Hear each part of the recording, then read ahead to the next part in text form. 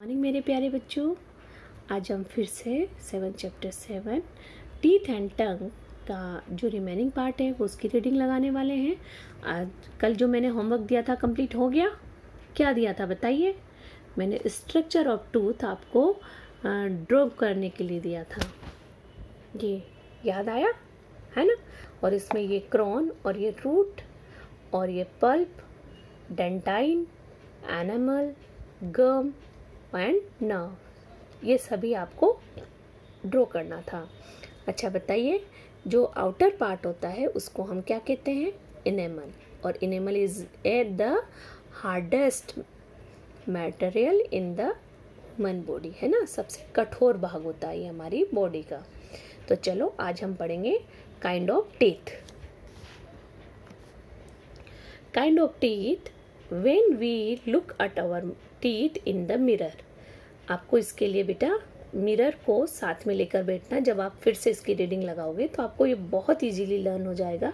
ऐसे मैंने आपको ये वीडियो में समझाया भी था जब हमने ऑनलाइन क्लासेस ली थी।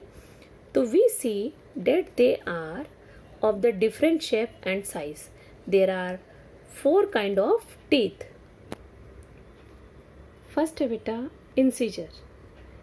इंसीजर देखो, सीजर है ना, यानी कि जो कटिंग में काम आता है। देखिए, जो सीजर का काम करता है उसको हम इंसीजर कहते हैं। These are 4 front teeth in each jaw. They have the sharp straight edge. They are used to cut and bite the food. They are also called the cutting teeth. देखिए बेटा, आपका इस तरह से अगर आप मिरर में देखेंगे तो ये 4 जो फ्रंट टीथ है इनको हम इंसीजर टीथ कहते हैं। आप इनको टच करके देखोगे तो ये फ्लैट, जैसे ब्लेड होती है हमारी या जो चाकू होता है, ठीक उसी तरह से ये यहाँ से बिल्कुल फ्लैट होते हैं और ब्लेड की तरह धारदार होते हैं, जिससे आप इजीली यहाँ से कोई भी चीज़ को काट सकते हैं। इसीलिए इनको हम कटिंग टीथ कहते हैं। नेक्स्ट है second, canines. There are 2 canines in each jaw. They are present on either side of the incisor. They are very sharp and pointed like a fork. They help in tearing food. For this reason they are also called the tearing teeth. देखिए बेटा, इस तरह से ये फोक की तरह देखो निकला हुआ ना, या जैसे तीर होता है या नहीं है? तो कैनाइन इनको कहते हैं। और ये क्या होते हैं? देखिए, ये जो 4 टीथ है हमारे इंसीजर, इनके जो ये पास वाले टीथ हैं, ये दोनों इस साइड और दूसरी साइड, तो इनको हम क्या कहते हैं? कैनाइन्स कहते हैं। और ये क्या करते हैं, किसके काम आता है बेटा? ये आता है हमारे शार्प होते हैं, पॉइंटेड होते हैं, और ये टीयरिंग करने के काम आता है। टीयरिंग मतलब काटने के, बारीक बारीक टुकड़ों में तोड़ने का। जैसा कि आपको कुछ चीज़ को छीलना है, तोड़ना है, तो आप कहाँ से काटते हो? साइड से करते हो ना छीलने का काम। तो इसीलिए इनको हम कैनाइन्स कहते हैं या टीयरिंग टीथ भी कहते हैं। और एक चीज़ और बताऊँ आपको, जो कार्निवोरस होते हैं उनकी ये टीथ ज़्यादा लंबे होते हैं। कभी भी आप देखना कि जो लॉयन वगैरह होते हैं ना बेटा, उनकी ये टीथ बहुत ही शार्प होते हैं। क्यों? क्योंकि वो अपने जो फ्लैश ऑफ मीट एनिमल्स हैं उसको वो टीयर करते हैं, तोड़ तोड़ कर खाते हैं, इसलिए उनके ये टीथ बहुत ही ज़्यादा शार्प होते हैं। नेक्स्ट है आपका third, premolar. There are 4 premolar in each jaw. They are next to the canine. Next मतलब canine के just पास वाले होते हैं। They are broad and flat teeth. These teeth help us to cracking food. They are also called the cracking tooth. Teeth देखो, ये इस तरह से बेटा ऊपर से फ्लैट होते हैं और नीचे से तो ये रूट होती है। इनकी रूट देखिए ज़्यादा स्ट्रॉन्ग होते हैं ये, और इन्हें हम प्रीमोलर कहते हैं। और क्रैकिंग मतलब बेटा, जैसे आपने देखा ये सरोता वगैरह देखा है ना आपने, कि जैसे इसको बहुत अच्छा एग्जांपल आप ऐसे समझ सकते हो कि आजकल जो सुपारी वगैरह होती है उसको हम काटते हैं, या कई और चीज़ को अगर हम काटते हैं तो काटने के लिए इस तरह का टूल यूज़ करते हैं। तो ठीक उसी तरह से प्रीमोलर का काम होता है। क्रैकिंग मतलब काटने का, जो भी हमने मुंह से आगे से जो कटिंग की है और उसके बाद टीयरिंग की है, उसके बाद उसको प्रीमोलर तक लाया जाता है और वो फ्लैट टीथ उसको क्रैक मतलब और भी छोटे टुकड़ों में क्रैक करने का काम करता है। तो वो देखो कहाँ है, ये कैनाइन्स होते हैं। कैनाइन्स के जस्ट पास बेटा ये 2 यानी 4 टीथ जो के अंदर होता है, और 2 इधर और 2 अनदर साइड। ओके, ये प्रीमोलर्स होते हैं। इसके बाद आता है मोलर। मोलर जस्ट प्रीमोलर के पास होते हैं, जिन्हें हम हिंदी में डाढ़ वर्ड बोलते हैं। डाढ़, है ना, याद है आपको? आपके बड़े बुजुर्गों के नाम से सुना होगा आपने। और इनको हम, इन टीथ को हम ग्राइंडिंग टीथ कहते हैं। ग्राइंडिंग का मतलब पीसना। यहाँ पर जो हमने काटा या तोड़ा उसको हमने यहाँ छोटे छोटे भाग जो प्रीमोलर में और भी छोटे छोटे पार्ट में उसमें को तोड़ने के बाद यहाँ पीसने का काम होता है खाने का। जो भी आपने खाना खाया है या जो भी कोई चीज़ खाई है उसको यहाँ धीरे धीरे पीसा जाता है, ग्राइंड किया जाता है, जैसे कि आप मिक्सी में करते हो ना, ठीक उसी तरह से। उसके बाद ही बेटा वो उसको हम अंदर निगलते हैं, है ना, अंदर हमारे स्टोमक में लेकर जाते हैं। तो नेक्स्ट है आपका 4th molar. There are 6 molar in each jaw. They are next to the premolar. They are broad than to premolar and they help us in the grinding the teeth. They are also called the grinding teeth. अब आपसे पूछा जा सकता है grinding teeth किसे कहते हैं या इंसीजर टीथ किसे कहते हैं, तो आप इजीली बता सकते हो ना। सबके बेटा 2 नाम हैं, ठीक है। आपको इसलिए इनका वर्क याद रखना है कि किसका क्या फंक्शन है। अगर आप याद रखोगे फंक्शन के साथ तो बहुत आपको इजी हो जाएगा लर्न करना। जैसे कैनाइन का फंक्शन क्या है, टीयरिंग करने का, इसलिए उनको टीयरिंग टीथ। ओके बेटा। नेक्स्ट है टूथ डिके। डिके मतलब खराब होना।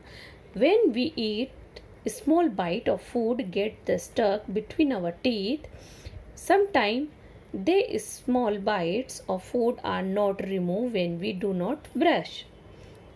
तो क्या होता है कि जब हम खाने को छोटे छोटे बाइट करके खाते हैं तो कुछ छोटे छोटे पार्ट्स हमारे दांतों के बीच में रह जाते हैं और वो ब्रश करने के बाद भी बेटा बाहर नहीं निकलते हैं। Our teeth properly, this stuck food root or our teeth get covered with a thin layer, sticky layer of germs. This sticky layer of germs is called plaque. यानी कि क्या होता है, जिसके वजह से जो हमारे खाने का और जो हमारे टीथ है वो एक बारीक सी लेयर से कवर हो जाता है, जिसको हम प्लग कहते हैं। प्लग यानी बेटा आपने देखा होगा कि आपके दांत जो आपके टीथ है वो पीले पीले हो जाते हैं, और अगर आप नहीं खाना उसको प्रॉपर आप रिमूव नहीं करते हो, प्रॉपर ब्रश नहीं करते हो, तो ये लेयर मोटी होती चली जाती है ना। तो उसी को ही हम प्लग कहते हैं। ठीक है, समझ आ गया ना। This plug react with the sugar present in food to produce acid. जो ये प्लग जो जमता है हमारे खाने के ऊपर, वो क्या करता है, जो जैसे ही शुगर इसकी जो खाने में होता है, या जो आप शुगर वाली कोई चीज़ लेते हो जिसके अंदर शुगर प्रेजेंट होती है, तो उसके साथ मिलकर ये एसिड प्रोड्यूस करता है। The acid affect the tooth enamel and start the destroying it. और क्या होता है, जो एसिड बनता है वो एसिड हमारे इनेमल मतलब जो सबसे बाहरी कोटिंग होता है हमारे टीथ का, उसको ख़राब करना शुरू कर देता है। This is called the tooth decay. समझ आ गया ना। इसीलिए आपको ब्रशिंग रेगुलर करना है और ट्वाइस ए डे करना है। इट कॉज होल और कैविटी इन इनेमल, जिसके वजह से क्या हो जाता है बेटा, कैविटी बन जाती है या होल बन जाता है आपके इनेमल पर, यानी कि टूथ के बाहरी वाले हिस्से में। As a result the nerves and the blood vessels in the pulp get the exposed, जिसके वजह से क्या हो जाती है, देखो ये होल बन गया ना, तो ये बाहरी पार्ट पूरा ख़त्म हो गया, जो क्रोन वाला पार्ट, और हमने पढ़ा था ना अंदर वाला पार्ट, वो एक्सपोज हो जाता है, और इसीलिए आपको ठंडा या गर्म लगना शुरू हो जाता है, आपको पेन होना शुरू हो जाता है।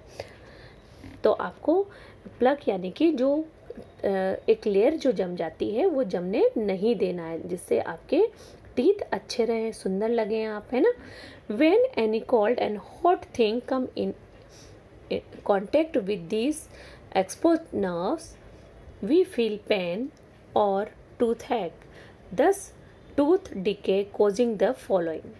इसीलिए बेटा हमें जैसे ही इसके मैंने आपको अभी बताया कि जैसे ही इसके कांटेक्ट में कोई भी चीज़ जब आती है तो आते ही उसमें दर्द होने लगता है, और दांत के दर्द के वजह से आप का सिर भी बेटा बहुत तेज़ दर्द होता है। इसलिए आपको आपके टीथ को बहुत अच्छा संभाल के रखना है।